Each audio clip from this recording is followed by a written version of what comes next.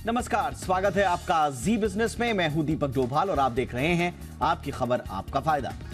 Shopping के बाद billing के समय अक्सर लोगों से मोबाइल नंबर मांगा जाता है, ईमेल आईडीज मांगी जाती हैं। कई बार हम नहीं चाहते हुए भी अपना नंबर दे देते हैं और कई बार तो दबाव बनाया जाता है हम पर कि आपको नंबर देना जरूरी है वरना बिल या फिर आइटम आपको नहीं मिलेंगे। आप जानकर अब हैरान होंगे कि हमारे पास आने वाली ढेरों स्पैम कॉल्स और मैसेजेस की एक बड़ी वजह हर दुकान, हर काउंटर पर यह नंबर देना भी है। हमें नहीं मालूम कि उस काउंटर के बाद हमारा नंबर कहां जा रहा है और इस बात की कोई गारंटी भी नहीं है कि वो वहां से आगे नहीं जाएगा। इसीलिए सुरक्षा को लेकर और निजता को लेकर लगातार सवाल उठ रहे थे और अब ऐसा नहीं होगा। जी बिजनेस ने इस मुद्दा को हमेशा से प्रमुखता से उठाया है और सरकार ने भी अब सख्ती दिखाते हुए इस मामले में एक बाकायदा एडवाइजरी जारी की है और इसे अनफेयर ट्रेड प्रैक्टिस माना है। आज हम इसी पर चर्चा करेंगे, समझेंगे कि सरकार की सख्ती कितनी कारगर साबित होगी। क्या वाकई में इससे अनचाही कॉल्स, फर्जी कॉल्स पर लगाम लगेगी और एक कंज्यूमर के रूप में आपका अधिकार और कितना बुलंद हुआ है। बहुत ही खास मेहमान आज हमारे साथ होंगे, लेकिन पहले ये रिपोर्ट देख लीजिए।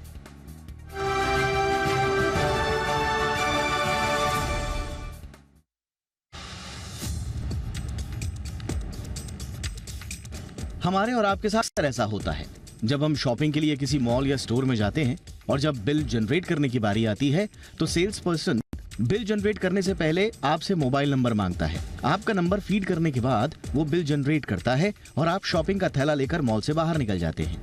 लेकिन कई बार कंज्यूमर को ना चाहते हुए भी सेल्समैन को नंबर देना पड़ता है, क्योंकि सेल्स पर्सन ये कहकर कंज्यूमर पर दबाव बनाता है कि उसके इनबिल्ट सिस्टम में बिल तभी जनरेट होगा जब उसमें नंबर फीड किया जाएगा। ऐसे में कंज्यूमर को मजबूरी में अपना नंबर सेल्स पर्सन के साथ साझा करना पड़ता है। इसी तरह के मामले में कंज्यूमर्स की ओर से मिली शिकायतों को देखते हुए उपभोक्ता मामलों के मंत्रालय ने सख्ती दिखाई है।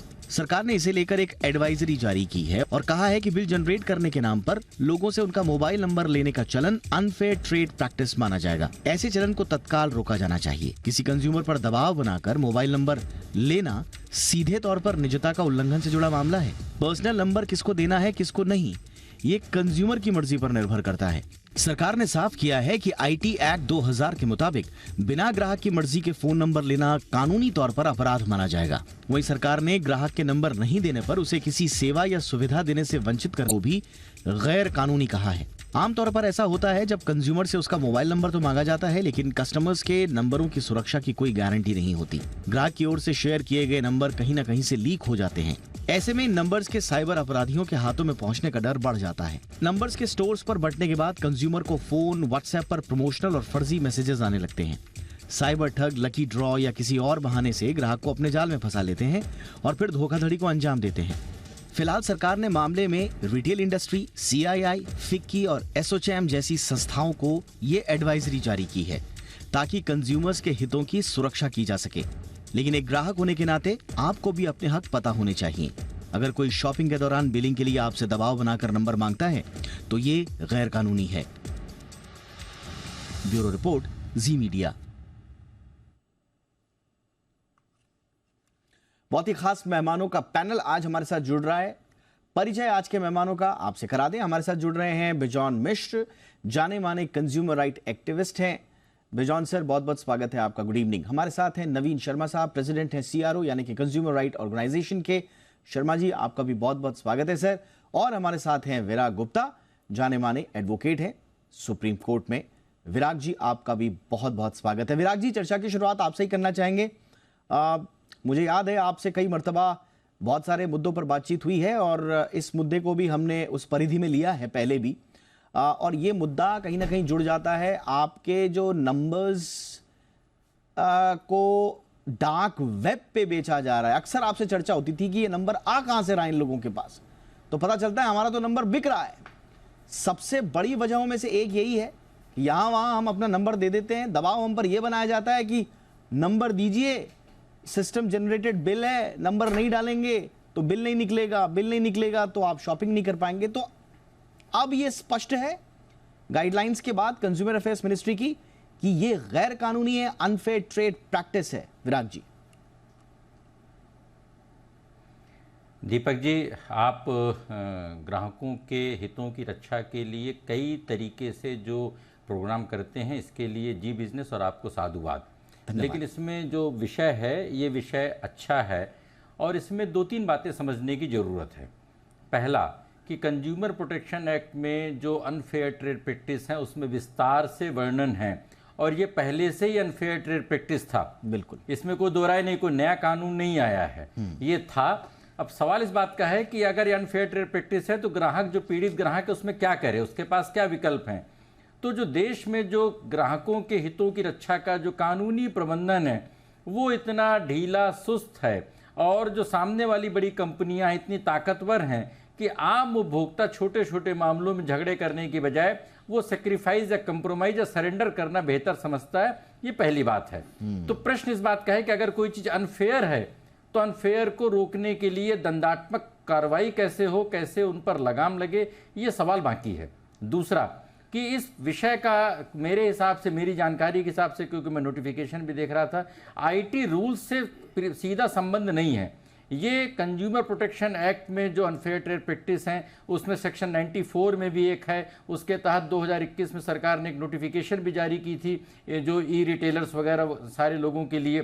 तो ये कंज्यूमर प्रोटेक्शन एक्ट के तहत है और ये बात हमारी आपकी, और ये बात स्पष्ट है कि जब डेटा वाली बात आती है तो डेटा से संबंधित कई सारे विभाग हैं और उन सारे विभागों के बीच में एक आपस में रिश्ता होना या समन्वय होना जरूरी है। तीसरा नहीं, कि जो नोटिफिकेशन भी निकली थी उसमें राज्यों पर भी जोर है। विराग जी, एक चीज आपने थोड़ा सा इसको थोड़ा सा इलैबोरेट करते हैं हल्का सा। ये जो एडवाइजरी जारी की गई है मिनिस्ट्री ऑफ कंज्यूमर अफेयर्स की ओर से, इसकी जो एडवाइजरी है वो कह रही है कि section 72A of the information technology act 2000, और इसमें कह रहे हैं कि disclosing personal information of a person including mobile number obtained at the time of sale without her his consent, ये कह रहे हैं कि इज अ पनिशेबल। मैं वहीं पर आ रहा हूं। हाँ। क्योंकि जो बिल्कुल आपने सही बात बोली है, पूरा जो ऑफेंस बताया जा रहा है प्रिवेसी का वायलेशन का, तो प्रिवेसी के बारे में कोई अभी कानून नहीं बना है और जो अनफेयर ट्रेड प्रैक्टिस है वो कंज्यूमर प्रोटेक्शन एक्ट के तहत एक वायलेशन है।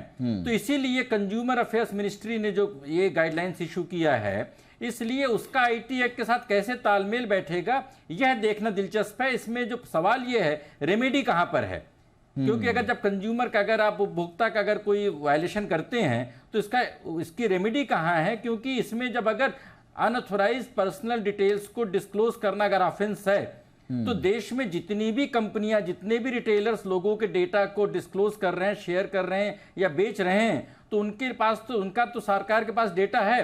कलेक्टिवली जो वायलेशन हो रहा है उसमें ग्राहकों की जानकारी की जरूरत क्या है, ये पूरा डेटा ही जो पूरा कारोबार हो रहा है, बड़ी बड़ी कंपनियां जो ले रही हैं, तो उनके ऊपर ओनस होना चाहिए। ये आपने वो बहुत दिखाएं कि उन्होंने एक्सप्रेस कंसेंट लिया कि नहीं लिया। हाँ, ये बहुत इंपॉर्टेंट बात है, क्योंकि सरकार भी जो कह रही है, हाँ मैं थोड़ा सा और एलैबोरेशन आपसे चाहूंगा। सरकार एक्चुअली ये कह रही है कि वो mobile number obtained without her और हिज कॉन्सेंट यहां पे लिख रहे हैं, या personal information against their will. अब सवाल ये है कि जितने नंबर्स हमारे पड़े हुए हैं, अब ये कैसे हम तय करेंगे कि अगेंस्ट आवर विल है जो अब तक के नंबर गए हैं। दीपक जी, इसमें सिर्फ दो पहलू देखने की जरूरत है। पहला कि इन कंपनियों से पूछा जाए कि जो तुमने डेटा लिया है एक्सप्रेस कंसेंट कहां है, बताइए। क्योंकि ग्राहकों के ऊपर ओनस छोड़ने से उसका समाधान नहीं हो पाता है। एक्सप्रेस कंसेंट का मतलब होता है लिखित कंसेंट, और अगर लिखित कंसेंट नहीं है इसका मतलब कि सारा डेटा अनऑथोराइज्ड है। और दूसरा जो है कि जब ये अनफेयर ट्रेड प्रैक्टिस है या लोगों के निजता का उल्लंघन है तो उसके खिलाफ फिर उसमें कार्रवाई क्या होगी, दंड क्या होगा, किस तरीके की चीजें होंगी, इसका निर्धारण भी होना जरूरी है। इसलिए, और ये सिर्फ ये मोबाइल नंबर पे नहीं है, सारे जो मोबाइल्स के ऐप्स हैं और आपकी सहमति के बगैर आपका सारा डेटा लेते हैं वो भी इसी परिधि में आते हैं। तो ये एक छोटी बात नहीं है, ये बड़ा मुद्दा है जिस पर सरकार ने सही दिशा में अच्छा कदम उठाया है, पर उसमें ओनस इन कंपनियों के ऊपर आना चाहिए। दो बातें, number 1, without consent, without valid consent जो डेटा इकट्ठा किया है वो इलीगल है। दूसरा, इलीगल डेटा का सेल, शेयरिंग या उसका कारोबार करना यह गलत है। ये आपने बिल्कुल सही कहा बिजॉन मिश्र सर। ये बहुत इंपॉर्टेंट एक मसला है, क्योंकि अगर आपने अभी भी एक जो पेंच बता रहे हैं विराग जी, वो ये बता रहे हैं कि क्या इसमें क्या ग्राहक को ही साबित करना पड़ेगा कि विदाउट कॉन्सेंट था। ऐसा तो नहीं होगा कि अब मामला अगर कोर्ट में जाए या हमारे बिल के अगेंस्ट वो नंबर मांग रहे हैं, हम पे जबरदस्ती कह रहे हैं कि बिल नहीं मिलेगा, हम आपको ई बिल नहीं देंगे, बिल की कॉपी नहीं देंगे, वगैरह वगैरह, जिस भी तरह के दबाव बनाते हैं, तो ऐसा तो नहीं होगा कि ग्राहक को ही प्रूव करना पड़ेगा कि साहब मेरे कॉन्सेंट के विरुद्ध इन्होंने मेरे नंबर्स लिए हैं? नहीं, इसी द मोस्ट इम्पोर्टेंट जो एस्पेक्ट है, हम जाते हैं कोई सामान, वस्तु या सेवा खरीदने के लिए, और हम जब जाते हैं हम चाहते हैं कि हमारा ट्रांजैक्शन सरल हो, हमको सामान आराम से मिले, सुविधा आराम से मिले और हम उसका कीमत भुगतान करें। डिस्प्यूट पे तो जितने टेलीफोन नंबर्स हम लोग शेयर करते हैं, नेचुरली हम जब देंगे तभी होगा, हम यदि नहीं देंगे तो कहां से उनको टेलीफोन नंबर मिलेगा? तो ये एडवाइजरी ये कह रहा है कंज्यूमर को कि आप अपना नंबर मत दीजिए। आप यदि दे रहे हो तो इसका मतलब आपके कंसेंट के द्वारा वो उपलब्ध कर रहे हैं। So that is very important, क्योंकि आप यदि नहीं दोगे तो उनके पास नंबर कहां से आएगा? तो इसलिए आपको ये समझना होगा कि हम लोग को विस्तार रूप से इसका अवेयरनेस क्रिएट करने का है कि हमको अनिवार्य रूप से नंबर नहीं देना है, हमको केवल सामान खरीदना है और हम मैक्सिमम हम अपना नाम दे सकते हैं, लेकिन हमारा टेलीफोन नंबर देने का जरूरत नहीं है, क्योंकि उनके पास रिसीट है और वो हमको जो बेच रहा है वो प्रोडक्ट का बैच नंबर वगैरह सब कुछ उस रिसीट में आ जाएगा या प्रोडक्ट्स में आ जाएंगे। हमको टेलीफोन नंबर देना अनिवार्य है। बट लेकिन सबसे इंपॉर्टेंट जो चीज है जो सरकार नहीं कर रहा है, हाँ। आज तक टिल टुडे सरकार ने कभी उपभोक्ता संरक्षण अधिनियम के तहत क्लास एक्शन लिटिगेशन में कंज्यूमर के बिहाफ में कभी नेशनल कमीशन के सामने नहीं गए आज तक। एक बार केवल रामविलास पासवान जी ने कोशिश किया था मैगी नूडल पे, बट वो लोग गलत ढंग से उसको पेशी किए थे, इसलिए उसको विड्रॉ करना पड़ गया। लेकिन हम चाहते हैं एडवाइजरी ना देकर कार्रवाई सीसीपीए को क्लास एक्शन लिटिगेशन में आना चाहिए, क्योंकि कंज्यूमर के पास ना क्षमता है, ना समय है, ना पैसा है वो लिटिगेट करने के लिए, और ना वो उनके पास वो धैर्य है। Valid point sir. तो हम चाहते हैं कि अभी आपके जो चैनल के माध्यम से ये मैसेज जाए, आप एडवाइजरी मत में इशू कीजिए, यू स्टार्ट टेकिंग एक्शन लेना शुरू कीजिए उन रिटेलर्स के ऊपर बिल्कुल जो सर बाध्य कर रहा है कि हम आपसे टेलीफोन नंबर मांग रहे हैं। एब्सोल्युटली सर, मुझे ये आपने बहुत वैलिड सवाल किया, क्योंकि ये जो एडवाइजरी है इसमें, जैसे मैं विराग जी से भी डिस्कस कर रहा था, आप भी जो बता रहे बहुत इंपॉर्टेंट है। इसमें दो कानूनों का हवाला दिया गया है। नंबर 1 कंज्यूमर प्रोटेक्शन एक्ट 2019, जिसके अलग अलग प्रावधानों के तहत खास तौर से जो कंज्यूमर राइट डिफाइन किया गया है सेक्शन 29 के तहत, एक तो उसके अंतर्गत, इसके अलावा सब सेक्शन 46, 47 और सेक्शन 2, इसके अलावा unfair contract, unfair trade practices का हवाला दिया गया है, और इसके अलावा जो मैंने कहा कि आईटी एक्ट जो है हमारा 2000 का सेक्शन 72A, इस सारे के सारी चीजें जुड़ी हैं। अब आप लोग एक बहुत वैलिड सवाल उठा रहे हैं, विराग जी भी और आप भी, कि ये एडवाइजरी आप इंडस्ट्री को क्यों दे रहे हैं? आपको तो उन पे एक्शन लेना चाहिए, आपको तो रिकॉग्नाइज करना चाहिए जो आपके ऊपर पहले इस तरह की शिकायतें दर्ज करी हैं, और शिकायतें ऐसी वैसी नहीं आई हैं। मुझे याद है कुछ दिनों पहले टीएमसी सांसद ने एक ट्विटर पे डाला था डीकैथलॉन, जब उनसे जबरदस्ती एक फोन नंबर मांग रहे थे, तो उन्होंने बाकायदा ट्वीट करके इसे अपना अधिकार बताया था। तो आपके पास बहुत सारे ऐसे मसले होंगे जो कि कंज्यूमर्स ने शिकायत के तौर पर दर्ज किए हैं, तो बजाय एडवाइजरी के हम आपको एक चीज और बताना चाहेंगे। हम लोग जब ट्वीट करते हैं उस ट्वीट को लेकर वो लोग डिफेमेशन सूट हम लोग के अगेंस्ट में फाइल करते हैं, ये समझ लीजिए बात को।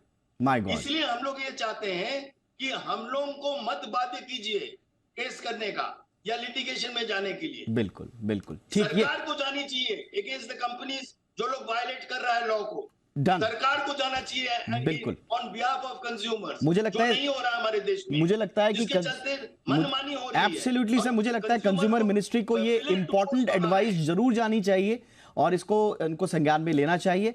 नवीन जी, आप कुछ ऐड करना चाहेंगे?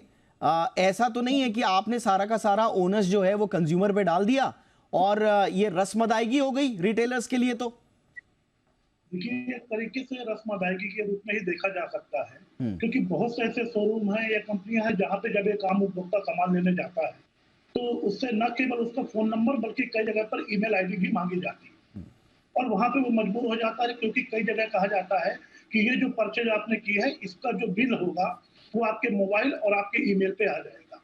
और उसके पीछे जो पूरा खेल चलता है वो चलता है बहुत बड़े मैकेनिज्म का, जो कि एक बहुत बड़ी मार्केटिंग टैक्टिक्स है। इसमें क्या होता है, जो सेम ब्रांड होते हैं जिनके और भी प्रोडक्ट होते हैं उसमें कंज्यूमर एक्विजिशन जो कॉस्ट होती है वो बहुत कम हो जाती है। तो कहीं ना कहीं इसमें अनफेयर ट्रेड प्रैक्टिस तो है ही, मिसलीडिंग एडवर्टाइजमेंट का भी बहुत बड़ा मामला होता है, क्योंकि उस परचेस के बाद में उस कंज्यूमर के पास में ढेर सारे अनवांटेड एडवर्टाइजमेंट की भी स्कीम्स उसके पास में आती रहती है। बिल्कुल आपने सही कहा। और ये सारे के सारे हमने तो नंबर आपको दिया था कि आपका सिस्टम जनरेटेड बिल है, अपना बिल लेने के लिए आपको नंबर दिया था। हमने नंबर दिया था ताकि आप हमें ई बिल दे दें। हमने नंबर आपको दिया था कि अपना ईमेल आईडी दिया था कि आप हमें ईमेल कर दें। हमने थोड़ा ना दिया था कि आप घड़ी घड़ी हमें परेशान करें, हमारी मर्जी के बगैर हमें जबरदस्ती के एडवर्टीजमेंट परोसें। और सबसे बड़ी बात यह है कि हमारी जो निजता का अधिकार है उसका क्या, हमारा नंबर कहां जा रहा है ये आज तक कभी भी क्लियर नहीं है। इस बात की कोई गारंटी नहीं है। तो कोई शॉपिंग आप करने जाते हैं, कहीं कपड़े खरीदने जाते हैं, आपसे अगर नंबर मांगा जाता है तो यह गैर कानूनी है। ये कोई नई बात नहीं है, एडवाइजरी ताज़ा है लेकिन कानून पुराने हैं। ये इसलिए हम इस पर चर्चा कर रहे हैं आज। विराग जी, अब सीधा सीधा सवाल ये है कि एक आम ग्राहक अब क्या करे? आजकल हम ये देख रहे हैं, नया चलन आ गया है। बिजॉन मिश्रा साहब बिल्कुल सही कह रहे हैं, ट्विटर पे अब ऐसा लगता है कि सरकार को तो एक तरह से सहूलियत हो गई है कि आप कंज्यूमर जो है ट्विटर पे जाए, मिनिस्ट्री को टैग करे, कंपनी को टैग करे। मिनिस्ट्री सोचती है ठीक है हमें टैग कर लिया, संज्ञान हमने ले लिया, लेकिन वो ये भी जानते हैं कि डायरेक्टली कंज्यूमर की और कंपनी की बात हो रही है, हमारा काम खत्म। अब कंज्यूमर और कंपनी जो है निपटे अपना। तो अब अगर आम आदमी के साथ कोई नंबर मांगता है, जबरन नंबर मांगता है या डिनाई करता है सर्विस देने से, गुड्स देने से, या उसमें किसी तरह की तब्दीली की बात करता है, तो ट्विटर पे जाएं सर, थाने में जाएं या कंज्यूमर फोरम में जाएं? देखिए, आपने यह 6 प्रश्न पूछा है और जितने भी डिजिटल अपराध हो रहे हैं इससे संबंधित, डेटा से संबंधित, उन सारे अपराधों में 3 प्रश्न सबसे इंपॉर्टेंट हैं। पहला कि अपराध निश्चित तौर पर कंज्यूमर प्रोटेक्शन एक्ट से, आईटी एक्ट से, आईपीसी से, डिफरेंट कानूनों से ऑलरेडी निर्धारित हैं, लोगों को पता है कि गलत है। दूसरा सवाल ये है कि उस गलत के खिलाफ कौन कार्रवाई करे, और तीसरा उस कार्रवाई का रेगुलेटर कौन है, उस कार्रवाई में क्या दंड होगा, कितने लोगों को दंड मिला है। ये यक्ष प्रश्नों का जवाब मिलना जरूरी है। हर बार एक नया विभाग एक नए किस्म का लोगों के लिए एक संतोष भरा एडवाइजरी लेकर के सामने आता है कि ऐसा करना गलत है, ऐसा नहीं होना चाहिए। होने चाहिए से आगे बढ़ने की आवश्यकता है, क्योंकि 4 बातें स्पष्ट हैं। पहला, हम किसी का भी डेटा गैर कानूनी तरीके से बगैर सहमति के नहीं ले सकते हैं, लेकिन रोजाना करोड़ों अरबों डेटा भारत में लिया जा रहा है। सिर्फ रिटेलर्स द्वारा नहीं, सरकारी विभाग भी ले रहे हैं, एयरलाइंस भी ले रहे हैं, दूसरे ले रहे हैं। बगैर जरूरत के आपका आधार नंबर लिया जाता है, बगैर जरूरत के आधार कार्ड लिया जाता है, बोर्डिंग के समय आपकी डेट ऑफ बर्थ मांगी जाती है। तो ये एक पूरा गैर कानूनी सिस्टम है जिस पर पूरी डेटा की अर्थशास्त्र टिका हुआ है। दूसरा कि कहां लोग जाएं, हर आदमी के पास ट्विटर नहीं होता है, ट्विटर की अनदेखी भी हो जाती है, पुलिस के पास इतनी क्षमता नहीं, उनका क्षेत्राधिकार नहीं है, ये केंद्र सरकार राज्यों के बीच का विषय है। तो लोग कहां जाएं, कैसे कंप्लेंट करें, और अगर कंज्यूमर कोर्ट में जाते हैं तो कब न्याय मिलेगा। तीसरा, सरकार के पास पूरी जानकारी है, तो बजाय ग्राहकों के पास एक अधिकार देने के, सरकार, जैसा मैं बिजॉन मिश्रा जी से पूरी तरह से सहमत हूं कि क्लास एक्शन सूट के लिए पूरा परफेक्ट मामला है और कानून के तहत उसका एग्जीक्यूशन होना चाहिए। सारी कंपनियां, उनको ये बताने की जरूरत है कि उन्होंने इतने बड़े पैमाने पर गैर कानूनी डेटा के पर्सनल डिटेल को कैसे इकट्ठा किया, कैसे उसको बेच रही हैं, कैसे शेयर कर रही हैं, कैसे ऑफेंसिव मैसेजेस भेज रही हैं। क्लास एक्शन सूट को जरा थोड़ा सा इलैबोरेट करेंगे, बड़ी जिज्ञासा हो रही है इसमें, क्या सरकार की भूमिका है और इससे क्या हो जाएगा? देखिए, क्लास एक्शन सूट जो नया कंज्यूमर प्रोटेक्शन एक्ट आया उसमें प्रोविजन है और अमेरिका वगैरह में इन सारी चीज़ों के बारे में प्रावधान है। इसीलिए आप देखते हैं कि वहाँ पर जो कंपनियाँ होती हैं वो उपभोक्ताओं के जो अधिकारों के उल्लंघन करने में डरती हैं, क्योंकि उनके खिलाफ सामूहिक तौर पर उनके खिलाफ केस फाइल किया जा सकता है। और जब सामूहिक केस फाइल किया जाता है तो एक व्यक्ति विशेष उनसे जुर्माना कितना मांगेगा, कितने पेनल्टी मांगेगा, 1 लाख रुपए, 2 लाख रुपए, 5 लाख रुपए। जब क्लास एक्शन सूट होता है तो कंपनी का जो सामूहिक उत्तरदायित्व होता है, उसका जो सामूहिक अपराध होता है, उसके खिलाफ मामला चलाया जा सकता है और सरकार इस तरह के मामले को चला सकती है। उपभोक्ता संगठनों को इस तरह का अधिकार दिया जा सकता है। लेकिन अभी प्रैक्टिकली भारत में उसका जो रिड्रेसल सिस्टम है, उसकी जो कानूनी व्यवस्था है, अभी तक वो इन्फोर्समेंट में नहीं आई है। जिस तरीके से मैं अभी एक कोई व्याख्यान सुन रहा था कि कैसे पीआईएल को हाई कोर्ट और सुप्रीम कोर्ट में आजादी के बाद मान्यता मिली, उसी तरीके से अब क्लास एक्शन सूट को भारत में मान्यता मिलने से बड़ी कंपनियों के ऊपर एक बहुत बड़ा अंकुश लगेगा। मुझे लगता है तो तुरंत कर देना चाहिए सरकार, उसमें तो कोई आपत्ति होनी नहीं चाहिए। बेजान सर, क्यों नहीं किया अब तक इन लोगों ने? हमको तो इसी चीज से आश्चर्य लग रहा है। 1986 से लेकर 2023 तक, जबकि कानून में प्रावधान है कि सरकार उपभोक्ताओं के बिहाफ में क्लास एक्शन लिटिगेशन कर सकते हैं, लेकिन अभी तक एक भी केस नहीं किया है। और इसलिए हम लोग बड़े चिंतित रहते हैं कि अभी हम लोग का एक रेगुलेटरी बॉडी भी बन गया, CCPA, central consumer protection authority, और उनका यदि आप पावर्स देखोगे उसमें कानूनी रूप से उनको हक दिया गया है, वो उपभोक्ताओं के पक्ष में सामूहिक रूप से वो रिप्रेजेंट कर सकते हैं और जुर्माना मांग सकते हैं, कॉम्पनसेशन मांग सकते हैं। लेकिन आज तक नहीं मांगा गया। मालूम क्यों इस पे देर हो रही है। 2019 से वो हो गया, 2023 में है, अभी आप एडवाइजरी निकाल रहे हैं। एडवाइजरी का क्लैरिटी का कोई जरूरत नहीं था। जैसे हमारे वक्ता का भी पैनल मेंबर्स ने कहा कि ऑलरेडी अनफेयर ट्रेड प्रैक्टिस करके वो इलैबोरेटली डिस्क्राइब्ड है। हाँ, लेकिन मुझे लगता है एक फिर से क्लैरिटी लाए हैं, बहुत अच्छी बात है। ये बिल्कुल आपने क्लैरिटी लाया, हाँ, ये अनफेयर ट्रेड प्रैक्टिस है, ये लेकिन एक्शन कौन लेंगे? एक्शन एब्सोल्युटली, अब एक्शन कब होगा? Yes sir, yes sir. देखिए यहाँ पर एक चीज हमें एब्सोल्युटली, यहाँ पर एक चीज तो देखिए, इसमें हम जरा भूरी भूरी प्रशंसा करना चाहेंगे कंज्यूमर अफेयर्स की। देखिए इसमें उनको फुल मार्क्स कि वो एडवाइजरी लेकर आए। क्यों? क्योंकि इसी बहाने इस पर चर्चा करने का मौका मिला। जो लोग उहापोह की स्थिति में थे कि भाई नंबर दे सकते हैं नहीं दे सकते हैं, कम से कम उनको एक स्पष्टता आई, नंबर 1। नंबर 2, इन्होंने जिन जिन को ये डाला है वो बड़ी इंपॉर्टेंट संस्थाएं हैं। जो एडवाइजरी गई है वो गई है आपके रिटेलर्स एसोसिएशन ऑफ इंडिया पे, नंबर 1, जो सारे रिटेलर्स की जो चेन है। नंबर 2, ये गई है फिक्की के पास, ये गई है तीसरे नंबर पर PhD chambers of commerce and industry के पास, इसके बाद ये गई है सीआईआई के पास, इसके बाद एसोचैम के पास गई है और Confederation of All India Traders CAIT के पास गई है। यानी कि सारे जो स्टेक होल्डर्स हैं, जहां जहां दुकानें और दुकानदार और कारोबारी रिटेलर्स जुड़े हुए हैं, सबके पास ये चला गया है। तो इसमें तो देखिए बहुत प्रशंसा करते हैं हम कंज्यूमर अफेयर्स की, थैंक यू सो मच, आपने एडवाइजरी जारी की। लेकिन जैसा हमारे पैनलिस्ट यहां पर एडवाइस दे रहे हैं कि एक्शन भी लीजिए, और ये जो क्लास एक्शन सूट की बात है, मैं आश्चर्यचकित हूं। हमारे दोनों पैनलिस्ट ने बड़ी अच्छी बात उजागर करी, आज तक सरकार क्यों नहीं गई किसी कंपनी के खिलाफ कंज्यूमर प्रोटेक्शन में। ये तो बड़ा आसान है, और एक काम, आम कंज्यूमर की आवाज अगर सरकार बन जाए तो फिर बात ही क्या है, फिर तो उसको अधिकार मिलना तय है। लवीन जी, मुझे लगता है अगला स्टेप यही होना चाहिए सरकार का। नहीं, बिल्कुल ये होना चाहिए, और बड़ी संजीदगी तरीके से जितने भी ये चीजें हैं, जितने भी ये कानून है, केवल कानून बना देने से उपभोक्ताओं का हित नहीं साबित होगा। उसमें जो इम्प्लीमेंटेशन है रूल्स का, जो रेगुलेशन बने हुए हैं, जब तक वो जमीनी स्तर पे नहीं आएंगे तो मुझे लगता है कि ये सब एक दिखावा रह जाएगा, एडवाइजरी वगैरह। इसमें जैसा कि पूर्व वक्ताओं ने भी बोला कि एक्शन सूट भी फाइल होना चाहिए, और कहीं ना कहीं जो अथॉरिटी को जितनी इतनी ताकत दी है वहां पर उनको इसके खिलाफ में कार्रवाई की जानी चाहिए। और एडवाइजरी के साथ साथ इन लोगों को एक कानूनी सम्मान भी जाना चाहिए कि जो पुराना डेटा है उनका उन लोगों ने वहां पे कहाँ पे सही उपयोग किया है और कहाँ पे गलत उपयोग किया है। बिल्कुल, बहुत सारे कंज्यूमर्स की शिकायतें ट्विटर पे पड़ी हुई हैं, ये शिकायतें बार बार गई हैं।